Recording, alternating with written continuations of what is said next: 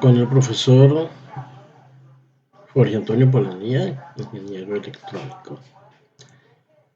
Sigo explicando la polarización de los transistores. En este ejemplo, vamos a polarizar el transistor con una sola fuente, colocada en el colector. Se trata entonces de calcular los valores de RC y RB para obtener un punto de polarización IC igual a 10 miliamperios y el voltaje de colector emisor de 6 voltios. O sea que por aquí bajen 10 miliamperios y aquí tengamos 6 voltios. Como el transistor es de silicio, su voltaje de base emisor, o sea este voltaje, es 0.7 voltios.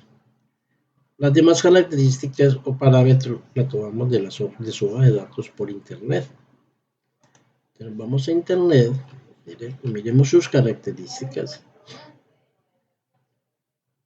Es un transistor amplificador.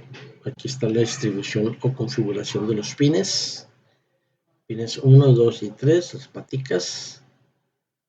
El colector es la patica 1, la base es la 2 y el emisor es la 3. Es importante mirar entre los rangos máximos, mirar la potencia disipada por el transistor, que en este caso me dice que es de 625 milivatios. Y también es bueno conocer la corriente de colector máxima, que en este caso me dicen que es 100 miliamperios. O sea, no podemos pasarnos de esta corriente ni de esta potencia de disipación. En cuanto al valor de amplificación de corriente, que es el parámetro HF o beta, buscamos el 547 y nos dice que el beta varía entre 110 y 800. Podemos tomar un valor que quede entre ese rango. Entonces sigamos con la explicación. Aquí tenemos el circuito de colector. Dice que VCC menos VCE es igual a IC por RC. Eso es lógico porque esta diferencia de voltaje de VCC menos VCE es igual a esta caída de voltaje, que es RC y C. Entonces despejamos RC, nos da esta ecuación, reemplazamos sus valores y nos dice que el valor de la resistencia de colector es de 600 ohmios. 600 ohmios. Este no es un valor comercial. Entonces buscamos un valor comercial y encontramos que 560 ohmios sí se consigue. Entonces dejamos RC como 560. Miremos ahora el circuito de base. Recuerden que dijimos o vimos en la hoja de datos que el beta o HF varía entre 110 y 800. Vamos a suponer que beta valga 200. Si el beta vale 200, la corriente de base, recuerden, que es la corriente colector sobre el beta. Corriente de colector ya se conoce, el beta es 200, o sea que la corriente de base va a ser 50 microamperios. La ecuación de base nos dice que VCC menos B es igual a IB/RB.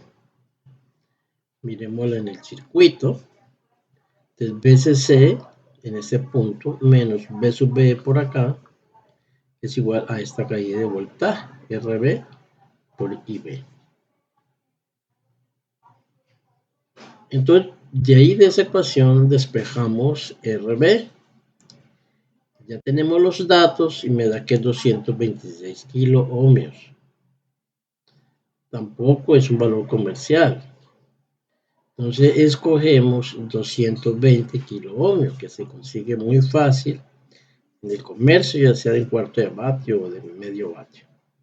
Entonces ya tenemos diseñada la polarización teóricamente o matemáticamente, vamos a simularla en Proteus. Ahí tenemos el circuito de Proteus. Vamos a poner un poquito más grandecita. Proteus. Mire, RC está 560, RB 220, fueron los valores que escogimos. En la fuente de voltaje le pusimos los 12 voltios. Esta corriente de colector la pusimos, el amperímetro lo pusimos en miliamperios, que está en miliamperios. Y la corriente de base, que es mucho más pequeña, la colocamos en microamperios. Aquí dice microamperios. Estos aparatos pues se obtienen de los medidores, ¿no? Aquí está el voltímetro DC y aquí está el amperímetro AC. De ahí se pasan al circuito. Ya podemos simular el circuito. Y ahí lo tenemos. La corriente de base es 51.2 microamperios. El diseño teórico nos dio 50. La corriente de colector nos dio 11.5 miliamperios. Hayamos diseñado para 10 miliamperios, pero como las resistencias las cambiamos por valores comerciales, debido a eso no están correctamente las corrientes, pero es muy aproximado porque estos son los valores que se pueden conseguir en cualquier tienda comercial. Y el voltaje de este transistor, el BC547, es 5.56. Hayamos matemáticamente diseñado para que fueran 6 voltios.